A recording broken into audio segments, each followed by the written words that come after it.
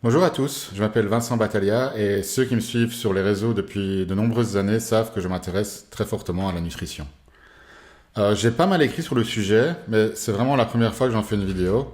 Si tout se passe bien, ce sera la première d'une longue série. Celle-ci est longue, mais le sujet est lourd. On va tenter de répondre à la question suivante. Faut-il avoir peur des graisses saturées? Et pour y répondre, on va revenir dans le passé, en particulier vers les années 50. Il est important de revenir dans le passé pour comprendre où nous en sommes arrivés aujourd'hui. Vous verrez que c'est un thème plutôt récurrent dans mes vidéos. Avant d'aller plus loin, je vous invite à vous inscrire à cette chaîne. Ça vous permettra de ne pas louper ce que je publierai dans le futur. Alors voilà, comme vous le savez tous, la pensée commune autour de la nutrition de nos jours, c'est que l'ennemi c'est le gras, en particulier les graisses saturées.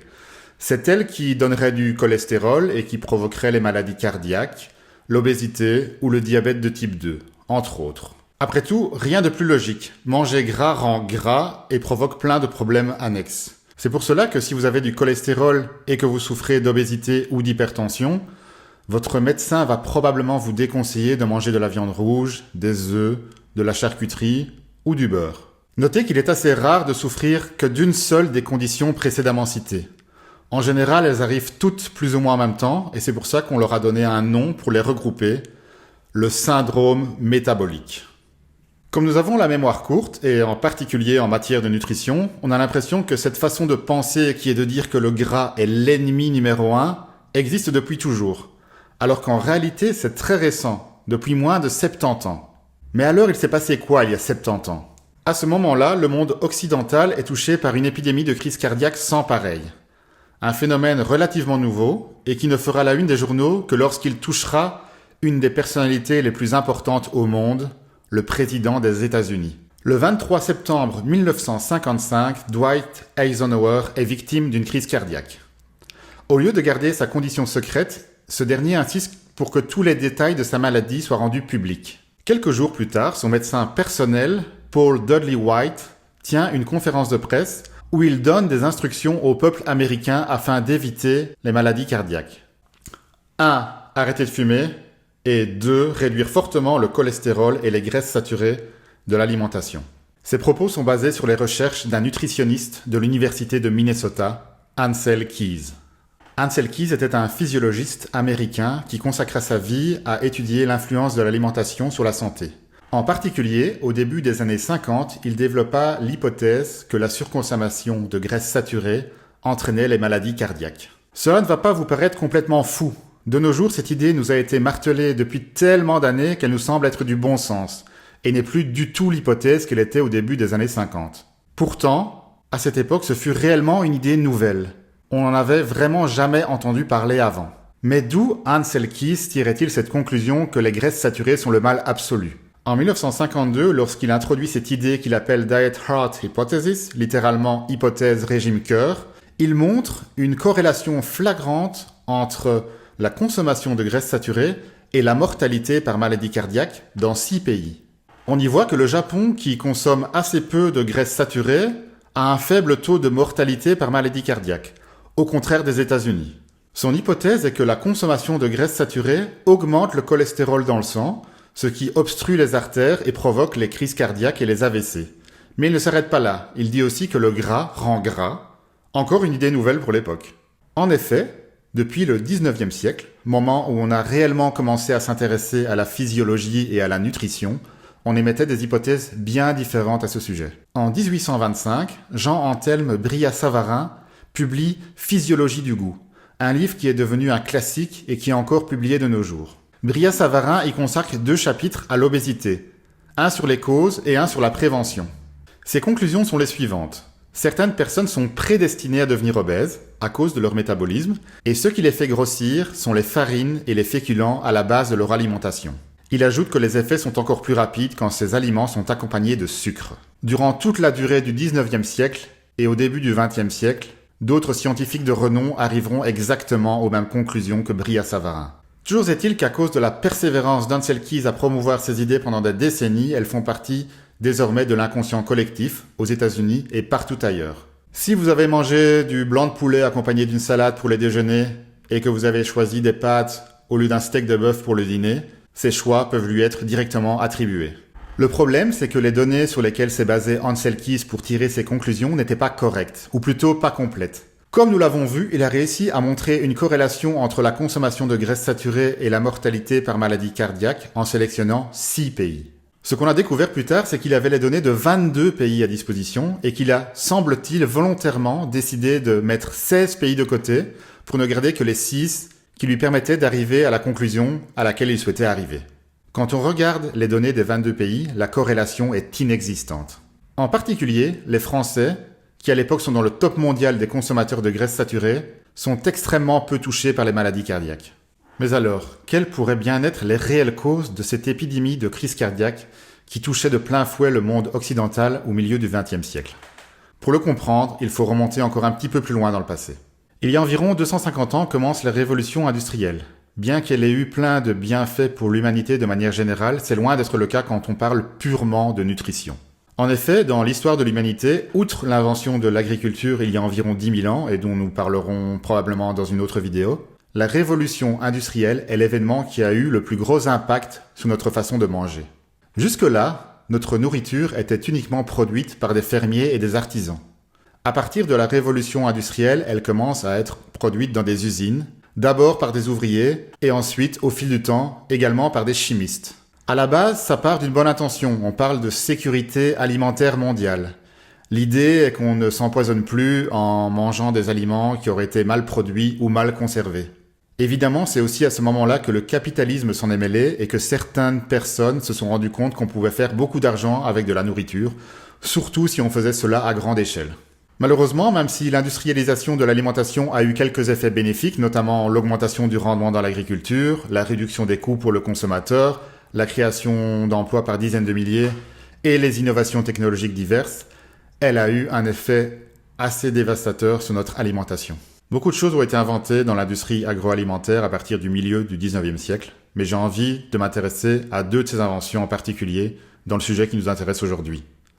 1. L'invention du pressage à chaud pour la production d'huile, et 2. L'invention du processus d'hydrogénation. Mais avant d'aller plus loin, il faut bien comprendre la différence entre une graisse saturée et une graisse insaturée. Une graisse est composée d'acides gras, eux-mêmes composés d'atomes d'oxygène, d'hydrogène et de carbone. Quand un acide gras a le maximum d'atomes d'hydrogène par rapport aux atomes de carbone, on parle d'acide gras saturé. On est au max d'hydrogène, on ne peut pas en ajouter plus, il est saturé. Au contraire, un acide gras insaturé n'a pas le maximum d'atomes d'hydrogène possible par rapport aux atomes de carbone, ce qui crée des doubles liaisons entre atomes de carbone aux endroits où l'hydrogène est manquant. Les graisses saturées sont solides à température ambiante et parmi elles on compte le beurre, le suif, le saindoux ou l'huile de coco. Au contraire, les graisses insaturées sont liquides à température ambiante et sont donc principalement des huiles comme l'huile d'olive, l'huile de tournesol ou l'huile d'arachide. Si ceci est bien clair pour vous, nous sommes désormais prêts à parler du pressage à chaud.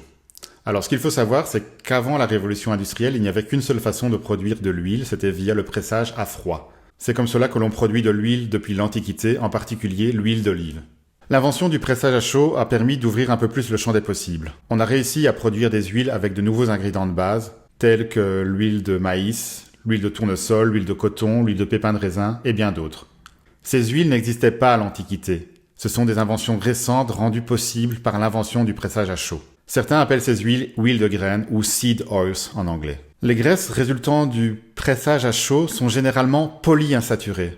Cela veut dire qu'elles comportent une majorité d'acides gras avec plusieurs doubles liaisons carbone-carbone. Là où l'huile d'olive est dite monoinsaturée, car elle comporte une majorité d'acides gras avec une seule double liaison carbone-carbone. De nos jours, les graisses insaturées et parmi elles les graisses polyinsaturées sont généralement louées pour leurs vertus. Notamment le fait qu'elles ont tendance à augmenter le bon cholestérol et réduire le mauvais cholestérol, là où les graisses saturées ont tendance à augmenter le bon cholestérol mais également le mauvais cholestérol. Nous en reparlerons plus tard.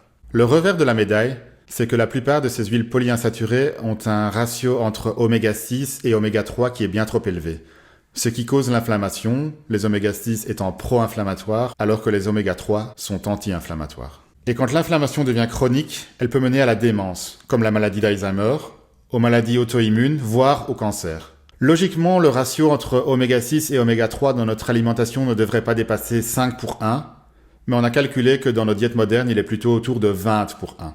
La conclusion qu'on peut tirer de tout cela, c'est que la surconsommation de graisses polyinsaturées va mener à l'inflammation chronique, ce qui va avoir une multitude d'effets négatifs sur notre santé.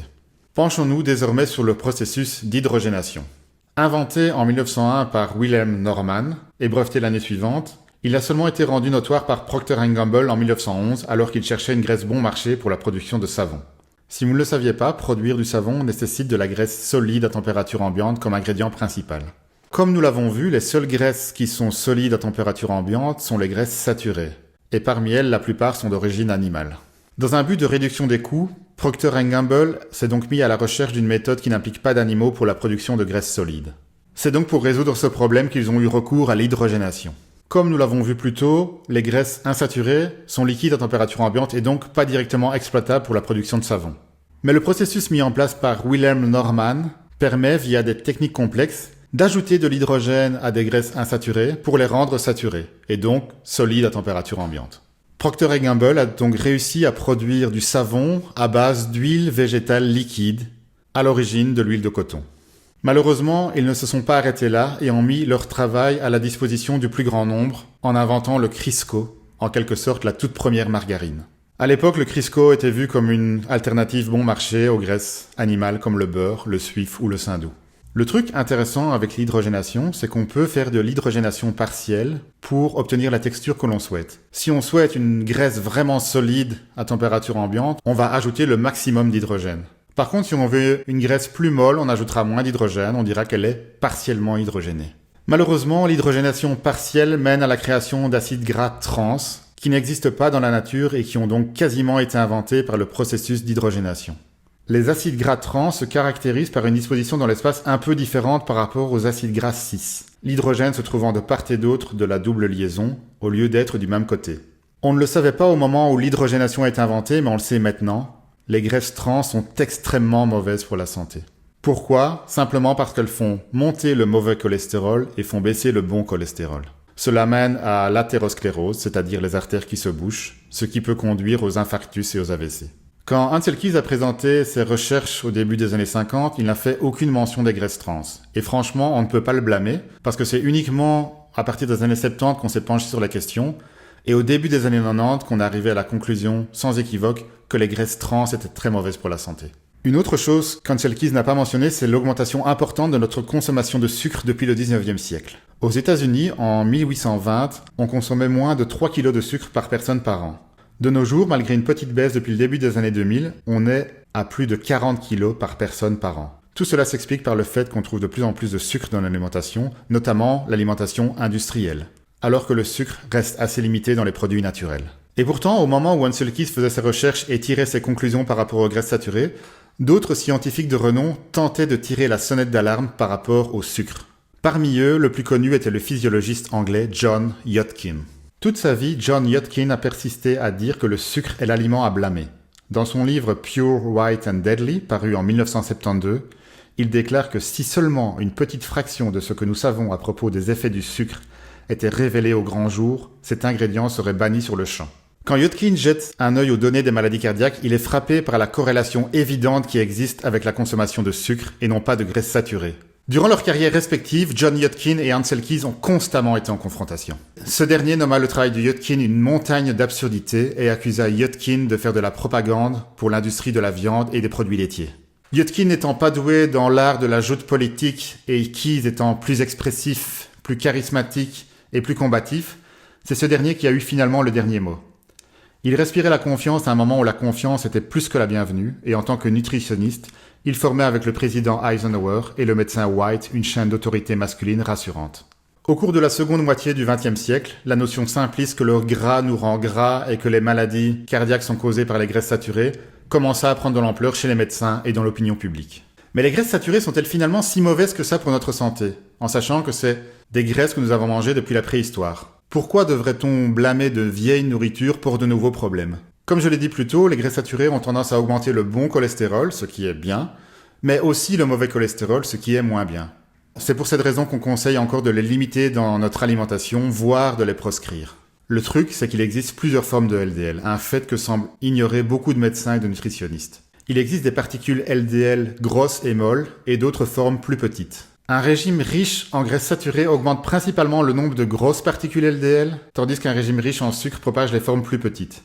Les grosses particules molles sont en grande partie inoffensives, tandis que les versions petites et denses ont tendance à s'oxyder et à former l'athérosclérose. Il semblerait donc que Yudkin avait raison et Keyes avait tort. Le sucre semble être le souci, ou au moins un des soucis, pas les graisses saturées. Que conclure de tout cela?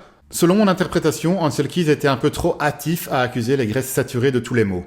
Les recherches faites depuis lors semblent montrer que les responsables de tous nos problèmes ne sont pas les graisses saturées, mais plutôt une combinaison entre la consommation de sucre, la consommation de graisses polyinsaturées et la consommation de graisses trans.